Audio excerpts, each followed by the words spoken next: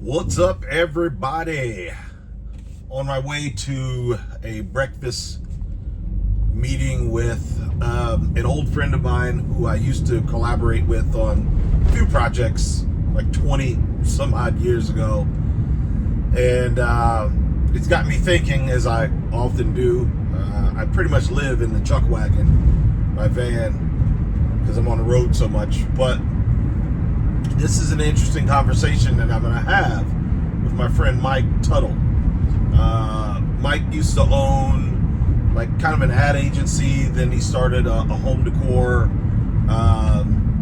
business where they created like wall hangings and wall tiles and pillows and all kinds of stuff.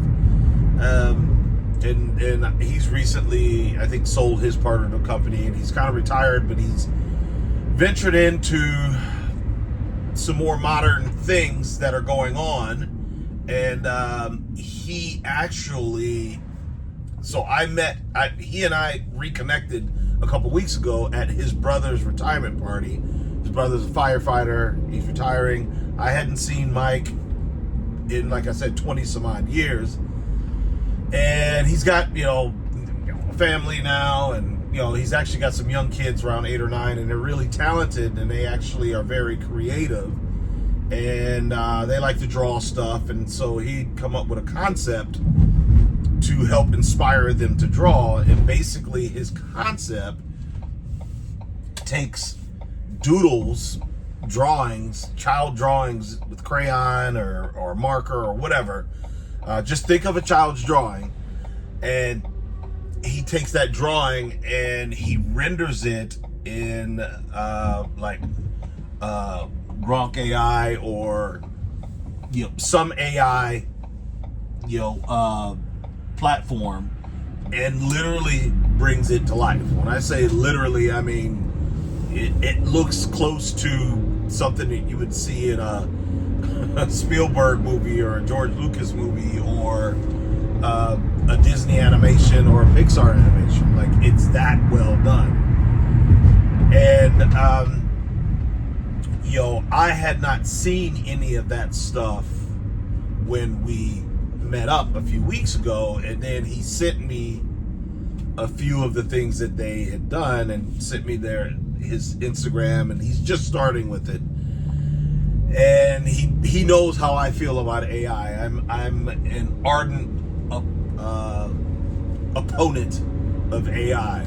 I don't even like when people draw stuff on a tablet. Like, I frown upon it. How's that? I'm very old school, very traditional.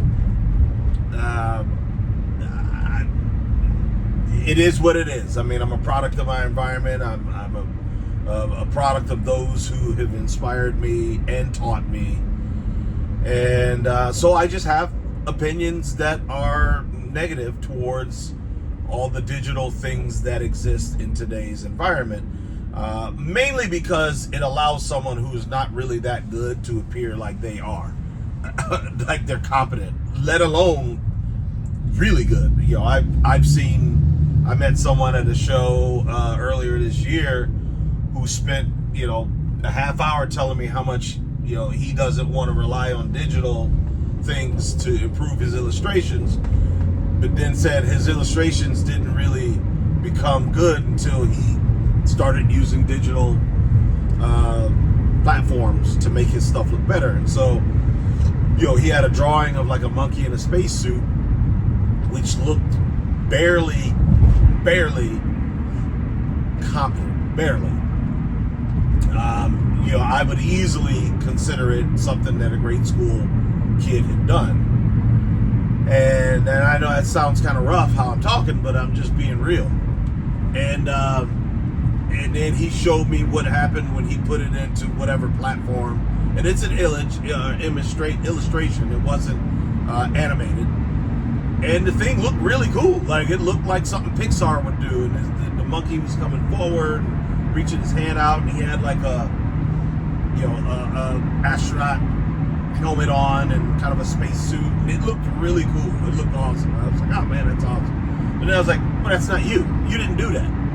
It'd be different if he could do that and he was using the whatever digital tool to make it look smoother or more polished, or make give it a vector illustration style. He illustrated it with watercolors or markers, and then put it into a program so that it looked more polished.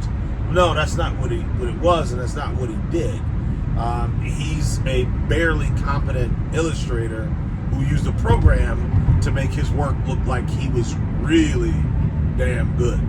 So that's my biggest beef. So anyway, back to Mike. He showed me a few of the things. He showed me like what the drawing looked like, and then showed me the animated stuff that they did, and I was floored. I really can't believe how cool and how aggressively professional it looked that he was able to do that. And I don't know anything about the tools that he used in it, and he was telling me he's learning how to use the lighting and different camera angles and stuff like that. So he said, hey, I know how you feel, but this is kind of the direction that I'm going, and I'd like your input, and I'd like to know what you think. And I was very honest with him. I said, I'm conflicted. On one hand, I think it's absolutely amazing. On the other hand, I think, because he wants to use it to inspire his kids and all kids to want to draw and illustrate and get into a creative field. And I'm like, man, your kids are literally going from 0 to 100. They're skipping, I'm looking at, there's 20 years of work that these kids are not going to have to do solely because their crayon drawings can now leap to looking like something that appears in a James Cameron movie. And I just personally, I don't think that's a good thing. I don't think that final product should be put in front of them as neophyte illustrators, because it'll remove the want and the need to grind and go through the grit, learning perspective and foreshortening and anatomy and shading and all of those things that just require time. I mean, you have to do, I believe the term is 10,000 drawings in order for something to get to the point where you're competent at drawing a hand or a face, a nose, a foot, a tricep, a bicep, a chest, a human figure, women's hair, all those things. You don't just, you can't just manifest them. Well, with AI, now you can manifest them. You can jump from, man, I really would like to draw this person looking like this, to here they are looking like this, even though I can't draw it. I'm telling the program to make that happen. So, I kind of went back and forth on it, thinking it was cool, but being concerned about what's being lost. And he said, hey, would you consider sending me something to play around with?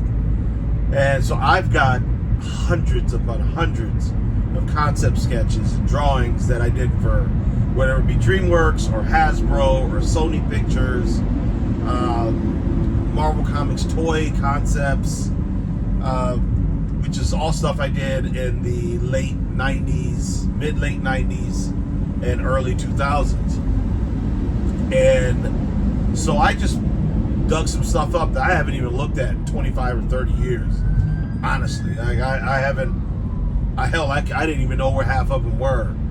And I have them in a big tub in the shop, and I've got all these drawings. So I picked like 10 of them. 1 or 2 of the Dino Men, and then something from Cowboys and Aliens, something from the Real Adventures of Johnny Quest, and then a couple of the Marvel Mutant toy concepts that I'd done. And he played around with one of them, sent it to me, and he animated it, made the guy walk forward, has a little dragon flying on the shoulder. And it was really cool.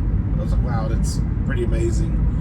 And then he did one, the Soul Slayer, which basically the Soul Slayer is a take on The Thing, it's in a VR world, but it's kind of Geiger-esque looking monster. H.R. Geiger, he designed the aliens, look for alien in the aliens, but it consumes other monsters and people in this VR reality, and then portions of that being they manifest themselves on its body.